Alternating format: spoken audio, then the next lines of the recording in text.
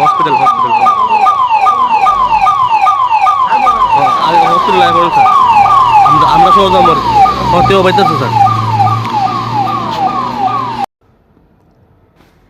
বিশালগড় থানাধীন দীনদয়াল চৌমুহনী পাড়ায় ঘটে গেল এক চাঞ্চল্যকর হত্যাকাণ্ড। দুই ছেলের সামনে নির্মমভাবে খুন করা হলো স্বামী স্ত্রীকে।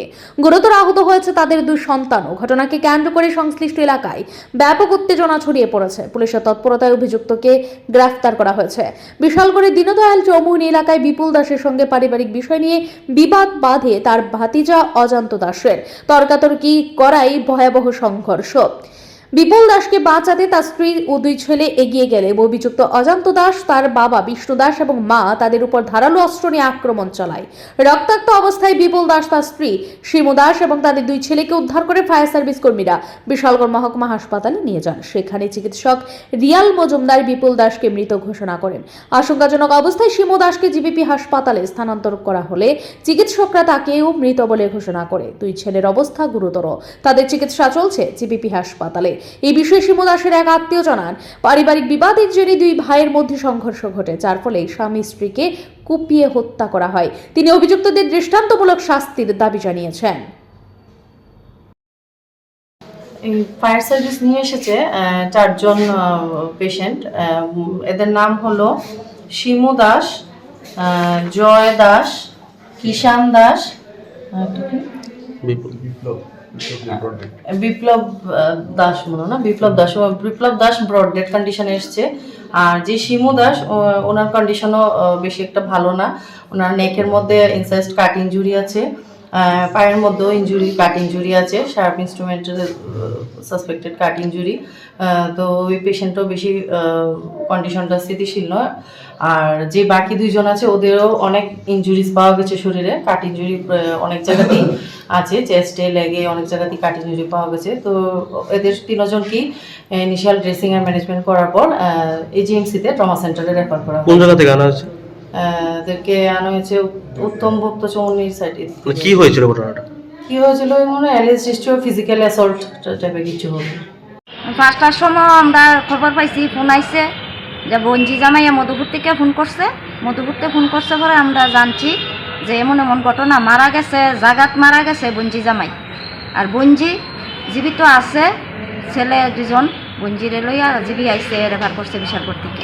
ঘটনা কি হয়েছে, কিভাবে তারা আহত হয়েছে? আহত কেমনে হয়েছে, তারা বাড়ি ভাইয়ের লগে ভাইয়ের ঝগড়া, জাগা সম্পত্তি লইয়া। বাতি যারা জিগাইতে গেছে তুই কেরে কাজে লাগছিস, জিগাইতে গেছে পর ওই বাতি যা কাহারে ডেগা দিয়া গাই দিছে।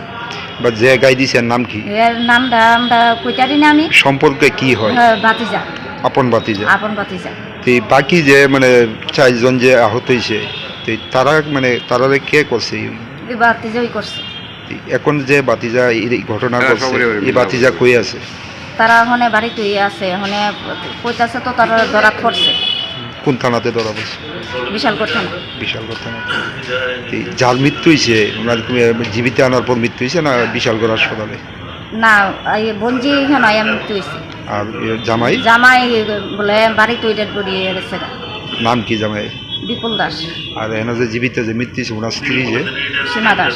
আর আহত যে 2 জন, একজনের নাম কিষান দাস, একজনের নাম জয় দাস। আর এই যে মানে ঘটনা করছে এর নামটা জানেননি? না, এর নামটা আমরা জানি। একই করছে না সঙ্গে কেউ আছে? ওই তো বাপও আছে লগে বাপ মা আছে। অসিত কুমার দাস। এই এখন অব্দি মানে কয়জন যে পুলিশে ধরছে আপনারা জানেননি? মানে জানা মতো আমরা শুনছি মা পুতেরে দুইটা নিছি, বাপে বাইকা গেছে। এখন কি চান আপনারা এই যে 2 জনের মৃত্যু বা 2 জনের হত্যা করা হয়েছে?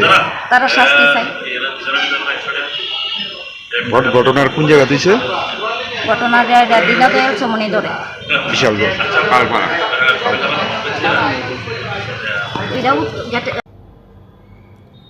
বিশালগড় থানার পুলিশ দ্রুত ঘটনাস্থলে পৌঁছে হাতে নাতে অভিযুক্ত অজান্ত দাসকে গ্রেপ্তার করে। তবে অভিযুক্তের বাবা বিষ্ণু দাস এবং স্ত্রী পলাতক। ঘটনার পর উত্তেজিত জনতা অভিযুক্তের বাড়ি এবং গাড়ি ভাঙচুর করে।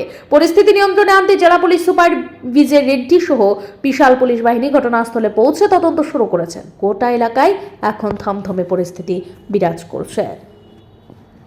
ব্যুরো রিপোর্ট, ঋদ্ধি নেটওয়ার্ক।